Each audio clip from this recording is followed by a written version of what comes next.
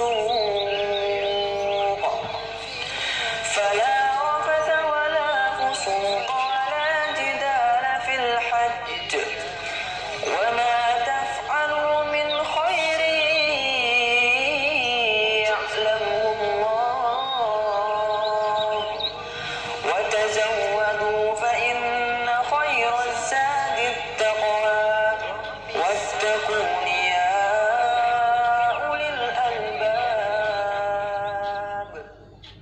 Assalamualaikum warahmatullahi wabarakatuh. Bismillahirrahmanirrahim. Alhamdulillahirabbil alamin. Alhamdulillahilladzi adhaba 'anal hazan. Inna rabbana laghafurun syakur. Alladzi aujaba 'alaina bi fi'li ma'muri wa tarkil mahdzur.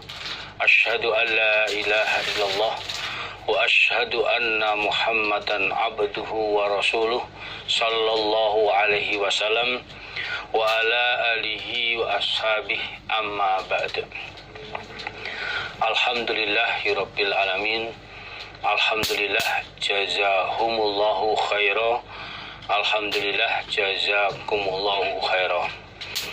Bapak-bapak, ibu-ibu, saudara-saudara sekalian, para remaja, muda-mudi semua yang kami hormati, mari kita lanjutkan pengajian pada hari ini, yaitu hadis himpunan Kitabu Manasikil Hajj, halaman 25.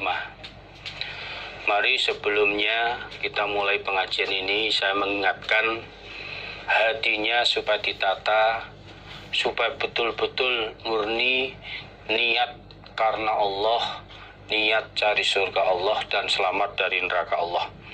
Yarjuna rahmatahu wa yakhafuna adzabah. Halaman 25. Bismillahirrahmanirrahim.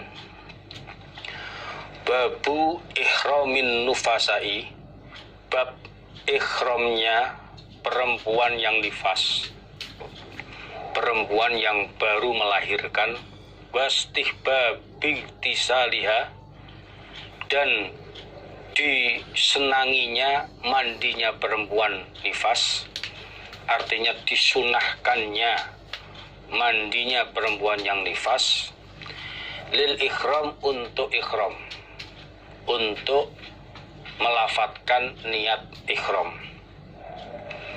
Wakaza, dan seperti ini juga sopo al-haidhu, perempuan yang haid. Bab ini menjelaskan ikhramnya perempuan yang melahirkan, perempuan yang melahirkan, dan disunahkannya mandi junub bagi perempuan yang melahirkan untuk ikhram. Dan seperti ini juga dilakukan oleh perempuan yang haid. Jadi sebelum memakai baju ikhram dan melafatkan niat ikhramnya, maka perempuan yang baru melahirkan itu disunahkan mandi junub terlebih dahulu. Setelah itu, langsung setelah pakai baju ikhram, perempuan itu cukup melafatkan niat untuk ikhramnya. Tidak usah sholat, karena wanita yang nifas baru melahirkan, termasuk wanita yang haid, dilarang mengerjakan sholat.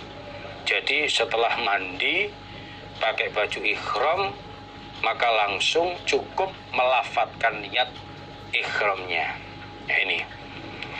Jadi labbaik Allahumma bihajjin. Kalau umrah ya bi umrotin. Ya, ini. Hadasana, bercerita pada kami sapa Hannad ibnu Sari wa Zuhair ibnu Harbin wa Utsman ibnu Abi Syaibah, kulluhum, semuanya, semua rawi, an Abdah. Qala, berkata siapa Zuhair, jadi Imam Muslim ini memiliki 3 guru, Hanad, Zuhair, dan Utsman. Ketiga-tiganya ini mangkul dari Abdah. Untuk gurunya yang bernama Zuhair, beliau berkata, Haddatsana Abdah ibnu Sulaiman. Jadi perawinya dilengkapi. Bercerita pada kami sapa Abdah ibnu Sulaiman, an Ubaidillah ibnu Umar, an Abdurrahman bin Qasim, an Abih, an Aisyah radhiyallahu anha. Qalat, berkata siapa Aisyah, nafisat, melahirkan sopo Asma bintu Umais, Asma bin Umais, bi Muhammad bin Abi Bakar, melahirkan anak yang bernama Muhammad bin Abi Bakar. Bisa jarah di bawah pohon kelampis atau pohon samuroh yang waktu itu berada di kawasan Dzul Khulaifah, tepatnya di Tanah Baida. Tanah Baida yang merupakan masih kawasan Dzul Khulaifah yang waktu itu ada pohonnya. Jadi di sana memang karena langkanya pohon, sehingga suatu tempat yang di situ ada pohonnya diceritakan, disebutkan bahwa melahirkannya itu di kawasan Baida, di Tanah Baida, kawasan Dzul Khulaifah, berada di pohon samuroh. Jadi Aisyah radhiyallahu anha menceritakan pada saat perjalanan haji keluar dari Madinah untuk menuju Mekah, Aisyah bercerita pada saat sampai di Tanah Dzul Khulaifah, mikot untuk orang-orang Madinah, Asma binti Umais melahirkan anak yang bernama Muhammad bin Abu Bakar. Melahirkan di bawah pohon kelampis, pohon samuroh, tepatnya di Tanah Baida, kawasan Dzul Khulaifah, yang merupakan mikot, tanah mikot memulainya haji umroh untuk orang-orang Madinah. Fa'amaro, maka perintah sapa Rasulullah utusan Allah sallallahu alaihi wasallam, perintah Abu Bakar pada Abu Bakar yang merupakan suaminya Asma. Ini dulu ini ceritanya, Asma ini jandanya Ja'far bin Abdul Muthalib yang meninggal dunia di saat perang Mu'tah. Lalu setelah itu dinikahi oleh Abu Bakar. Ini ya'muruha, supaya perintah siapa Abu Bakar pada Asma istrinya, antal tasila, bahwasanya mandi junub siapa Asma, wa tuhilla, dan membaca niat ikhram siapa Asma. Lalu Rasulullah sallallahu alaihi wasallam memerintah kepada Abu Bakar yang merupakan suaminya Asma, supaya perintah kepada istrinya Asma itu untuk mandi jinabat dan membaca niat ikhramnya. Jadi seselesai mandi junub, memakai baju, kemudian melafadzkan niat ikhramnya. Jadi ketika akan ikhram, walaupun haid termasuk di dalamnya, walaupun nifas termasuk di dalamnya perempuannya haid, dia tidak mengerjakan sholat, namun tetap disunahkannya sebelum melafadzkan niat ikhram mandi junub terlebih dahulu. Setelah mandi junub baru melafadzkan niat ikhram. Karena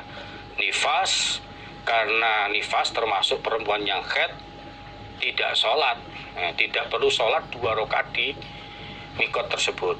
Ini cukup setelah mandi junub pakai baju melafadzkan niat ihramnya. Berhubung perempuan nifas baru melahirkan, termasuk wanita haid mengeluarkan darah, maka di kemaluannya dikasih kain penahan untuk agar darah itu tidak jatuh, tidak merembes, darah itu tidak ngelewer kemana-mana. Ini jadi kalau sekarang ya pakai softtek, penahan darah biar darahnya tidak keluar berceceran kemana-mana. Jadi untuk perempuan yang nifas maupun haid ya tetap melanjutkan ibadah hajinya. Hanya saja saat perjalanan nanti ya tidak bisa tawaf, juga tidak bisa mengerjakan sholat 2 rakaat di belakang makam Ibrahim. Karena wanita haid itu di samping larangan sholat, termasuk tidak boleh masuk masjid.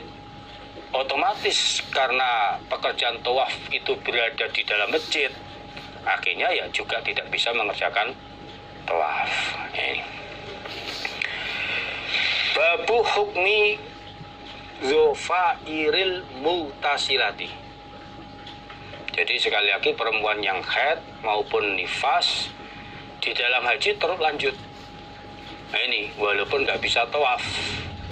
Ini kalau memang ternyata nggak suci sampai tanggal 10 Dzulhijjah sampai waktu haji, maka karena tidak tawaf ya langsung aja meneruskan hajinya menuju tanah Arafah. Dan nanti kalau suci sebagai gantinya tawaf sa'i atau tawaf haji, manakala mengerjakan tawaf ifadah ditambah mengerjakan sa'i Safa Marwah, sehingga wanita yang nifas atau wanita yang haid dia mengerjakan hajinya adalah haji ifrad. Ini setelah suci nanti waktu tawaf ifadahnya dilanjut sa'i Safa Marwah sebagai gantinya tawaf sa'i atau tawaf haji yang merupakan sunahnya orang sebelum berangkat ke Arafah. Nah, kemudian umrohnya dikerjakan di luar bulan haji, sehingga hajinya haji ifrad. Nah, ini sebagaimana juga istri Rasulullah Shallallahu Alaihi Wasallam, Aisyah, pada waktu itu juga mengalami hal seperti itu. Awalnya niatnya haji, ikut dengan Nabi, ternyata terjadi haid sampai sucinya tanggal 10 kurang lebih, tanggal 10 Dzulhijjah, sehingga dia ya tidak mengerjakan umroh, ya tidak tawaf sa'i, langsung menuju ke Arafah di waktu tanggal 9 Dzulhijjah.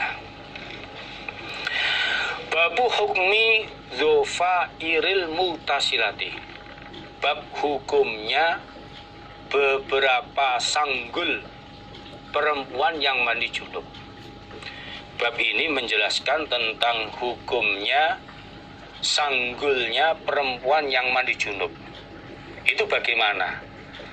Ketika sudah niat ihram, sudah melafadzkan niat ihram, dalam perjalanan kemudian kok mandi junub, ini bagaimana hukumnya? Apakah sanggulnya, gelungannya, rambut itu dilepas atau dibiarkan begitu saja tetap dalam keadaan masih disanggul?